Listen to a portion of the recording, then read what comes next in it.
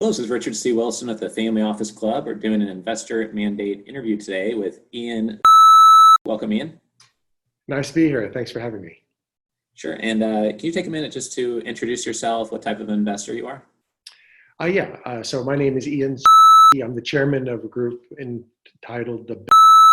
I am an angel investor. I've been an angel investor for 20 plus years. I also have raised three small funds. So I also, in different crowds, get to wear a venture capital hat. My funds have been sometimes small funds with individual investors, and I've had a $50 million fund with all institutional LPs.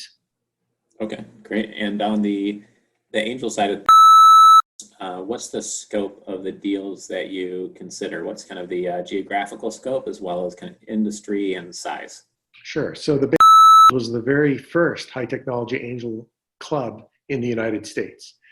And we set the mold for what is now a subsector of the entire seed investing landscape. Like most angel groups, we focus on relatively small dollars compared to our venture capital brethren. As is typical for other angel groups, we'll invest less than $1 million, something between 100K and $1 million in seed stage high technology companies. So these are companies with a valuation in the single digits, millions of dollars. So an average valuation of between $3 and $5 million and an ownership stake of 10 to 20% after the initial seed round. We tend to invest just locally here in the Silicon Valley, with the idea being that we're not passive investors. We are quite active. We lend the same expertise and engagement that a venture capital firm would be expected to give their portfolio companies. And to make that practical at those dollar sizes, our members like to be able to drive to the companies that they invest in. And so they tend to be local to the Silicon Valley, though deals in LA, San Diego, Washington State are also reasonably close and will garner some investment from both me and my club. Okay.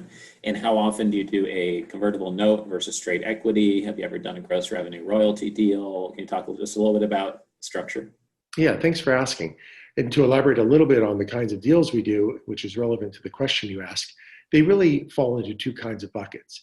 As an angel investor who invests relatively small dollars compared to VCs, there's a class of investment that's simply too small for a venture capitalist to be interested in, both in terms of the dollars required and in terms of the outcome expected.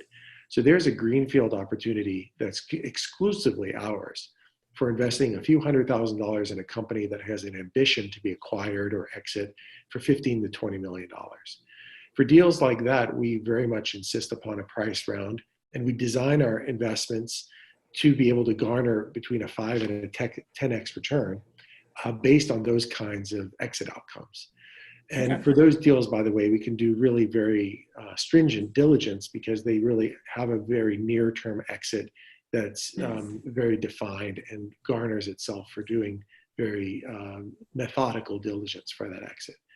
So that's one class of deal. The other class of deals, which you might typically think of as a venture deal, shooting the moon, Uber, Airbnb, Dropbox are all examples of creating industries. And for those, we're the first dollar of what's going to turn out to be tens of millions of dollars of venture capital raised. Right. And as such, really notes are the mechanism that makes sense for angels to invest. We try to stay away from unpriced notes. We tend to like to have caps, so there's an implicit price, but still the structure is very much simpler than our price rounds. Sure. And what's the biggest lesson you could provide to someone who's afraid of getting diluted to nothing land when they're coming in early on a deal and they think there's going to be multiple rounds? I'm sure you have learned the hard way and by talking to peers about how to play that game carefully. Yes, well, there are a lot of ways to lose money as an angel investor, and it's definitely a high risk activity. If you really want to avoid losses, then I would encourage one to focus on the kinds of deals I described in the first part of my last answer, which are deals that have a very minimal capital requirement we need and a very clear path to an exit. So imagine three engineers who quit Intel to develop a chip that they know is in the product roadmap of the semiconductor industry, and it most likely is going to be acquired by NVIDIA or back at Intel. That's a deal that's easy to do diligence on, modest capital requirements, no sales force needed, no marketing, just technical development. It can be acquired. That's a low risk opportunity. For the larger risk opportunities, though, there really isn't no magic. There is no magic answer to how to be more diluted. The best way is to build a portfolio of those and hope that one of the ones that you invested actually does garner kind of Airbnb-like returns. We've had that at the band. We've had 13 IPOs, so the outcomes are possible. But then again, we've had 100 plus bankruptcies. So the ratio there shows you that indeed it is 1 in 10, 1 in 20 that garner that kind of return. Right. Okay. And then in terms of what's most valuable, what's most sought after, low-hanging fruit, you gave the Intel chip example. So obviously that might have been your answer that you're going to give. But is there anything else that's most valuable that you'd want to attract through our investor club? Sure. One of my favorite deal flow sources for the Shoot the Moon class of deals is a company that got to the finish line at a partnership and got shot down by one of the partners at a VC firm. So there's a class of deals. Google was one of these. I was around when that was happening. That went around to a bunch of VCs, but they didn't have AdSense at the time. They had no business model, so they were turned down by plenty of people. But all those firms had advocates inside them that advocated for Google to be funded. I would have loved to have heard about that kind of deal. So anyone who has a VC champion, but that champion wasn't able to win the battle at the partners meeting, I'm interested in those deals. So in short, that's what I would say. Okay, great. Yeah, that makes sense. And what if you were just starting out, maybe, I don't know when you started out, but let's say we rewind 20 years. What's a piece of advice you could provide to a private investor, an angel investor listening to this that would save them $100,000 in wasted time and fees and frustration and bad deals? And what would be your number one piece of advice for an investor listening?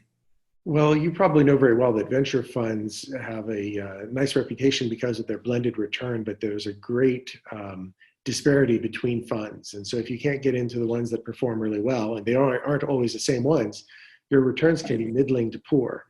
So I'm a big fan of treating asset class investing as just that and accepting the mean asset class returns. But for angel investing, I would avoid funds generally. You're going to get fund-like returns when you do an angel fund or any kind of fund. And with a few exceptions, those fund returns are not spectacular. Much better, the whole rationale for investing in angel type of deals is partly lifestyle. If you want to get involved and get your hands dirty, stay in the game, but not stay up till 2 a.m. anymore. But as a financial class, which is the heart of your question, the real idea is that you can take in this one asset class a small percentage of your asset allocation and actually have it move the needle on your total net worth. Odds are if it goes to zero, it's not going to change your net worth because it's a small allocation. But by playing this game, you actually have a chance to get the kind of 3,000 to 1 return that even in that small sliver of your asset class could change your entire category of wealth. And that really can only be done by direct investing. So I would encourage, if you want to avoid fees and still capture the essence of the financial argument for being involved in angel investing, do it directly. Sure. Great. Okay. And what's the best way for someone to reach out and get in touch with you? Is it via LinkedIn, email? Well, the is famous, so we can do Google search, and we have a website, and you can contact us through there. I'm Ian.